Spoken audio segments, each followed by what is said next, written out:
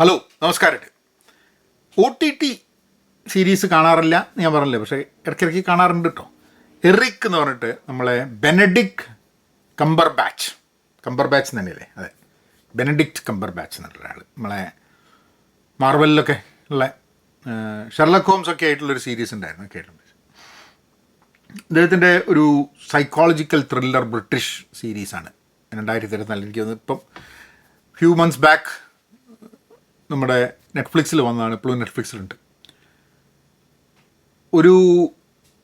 ഒരു പപ്പറ്റിയർ അല്ലെങ്കിൽ ഒരു TV ഷോ നടത്തുകയാണ്. പപ്പറ്റ്സിനൊക്കെ വെച്ച്, പാവകളൊക്കെ വെച്ചിട്ട് TV ഷോ നടത്തുന്ന ഒരാളുടെ കുട്ടി കാണാതെയാവുകയാണ്. ആ കുട്ടീനെ കണ്ടെത്താൻ വേണ്ടിയിട്ടുള്ള ശ്രമം, അത് ഒരു സൈക്കോളജിക്കൽ ത്രില്ലർ ഭാഗമായിട്ട് വരുന്നൊരു ഇൻവെസ്റ്റിഗേഷനൊക്കെ. അപ്പോൾ ഇതൊരു നടന്ന കഥയാണെന്നുള്ളത് ഞാൻ സിനിമ കാണാൻ തുടങ്ങിയപ്പോൾ, സീരീസ് കാണാൻ തുടങ്ങിയപ്പോൾ പറഞ്ഞത്. പിന്നെ അത് കണ്ടു കഴിഞ്ഞിട്ട് ഞാൻ വായിച്ചപ്പോൾ നടന്ന കഥയല്ല.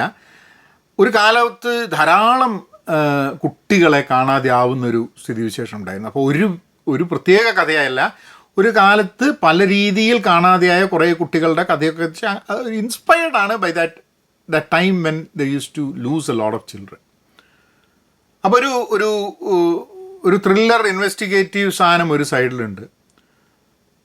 പിന്നെ ഒരു ഫാമിലി പോയിൻ്റ് ഓഫ് വ്യൂ ഉണ്ട്. അതായത് നമ്മളെ ഈ ബെനഡിക്റ്റും ഭാര്യയും അവർ രണ്ടുപേരും കൂടിയിട്ട് അവരുടെ ഒരു ബന്ധം ശരിയല്ല, ഭാര്യയ്ക്ക് വേറൊരു റിലേഷൻഷിപ്പ് ഉണ്ട്, അങ്ങനത്തെ ഒരു സ്റ്റോറി, വേറൊരു സംഭവം നടക്കുന്നുണ്ട്.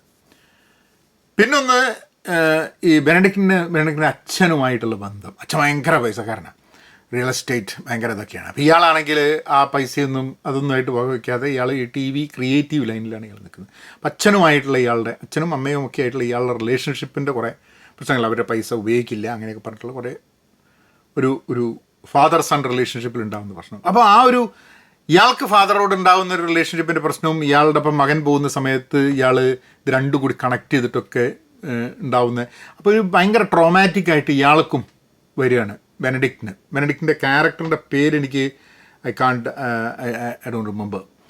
But anyway, so he goes ahead and tries to find his son, അയാളുടെ വകയിലും.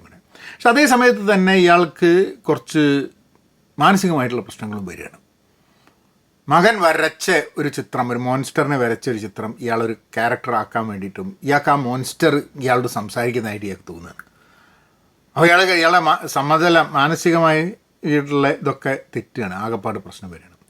അപ്പോൾ അങ്ങനെ മെൻ്റൽ ഹെൽത്ത് എന്നുള്ളൊരു സംഭവമുണ്ട്, ഫാമിലി റിലേഷൻഷിപ്പിൻ്റെ ഒരു സാധനമുണ്ട്, ഫാദർ സൺ റിലേഷൻഷിപ്പിൻ്റെ ഒരു സംഭവമുണ്ട്, കുട്ടി മിസ്സാവുന്നു എന്നുള്ളതിന് ഇൻവെസ്റ്റിഗേഷൻ ഉണ്ട്. ഇങ്ങനത്തെ എല്ലാ സാധനങ്ങളും അടക്കിയിട്ടാണ് വെരി ഗുഡ്, എന്താ പറയുക, ഒരു very good acting and performances by every one involve. ആദ്യം നമ്മൾക്ക് നോക്കുക എവിടെയായിരിക്കും കുട്ടി. There is also another aspect the movie. അതിലപ്പം ഒരു പോലീസുകാരുണ്ട്, ദാറ്റ് പോലീസുകാരൻ കോപ്പ് ഇസ് എ ഗേ കോപ്പ്. അപ്പോൾ ആ ഒരു ആംഗിൾ, ആ കാലഘട്ടത്തിൽ when it was not readily accepted by the society, അങ്ങനത്തെ ഒരു ആംഗിളും കൂടെ ഈ സിനിമേൻ്റെ ഭാഗമായിട്ടുണ്ട്.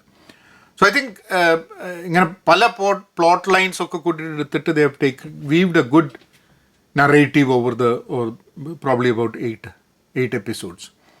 പിന്നെ ലിമിറ്റഡ് സീരീസ് ആയതുകൊണ്ട് ഇറ്റ് കൈൻഡ് ഓഫ് എൻഡ്സ്. ഇതൊരു സെക്കൻഡ് പാർട്ടിന് വേണ്ടിയിട്ടുള്ളൊരു സാധനമൊന്നുമില്ല, ഒരു ലിമിറ്റഡ് സീരീസ് ആയിട്ട് റൺ ചെയ്ത ഒരു സംഭവമാണ്.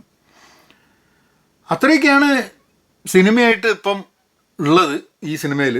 And I will see you all in the next episode when I see some other movie.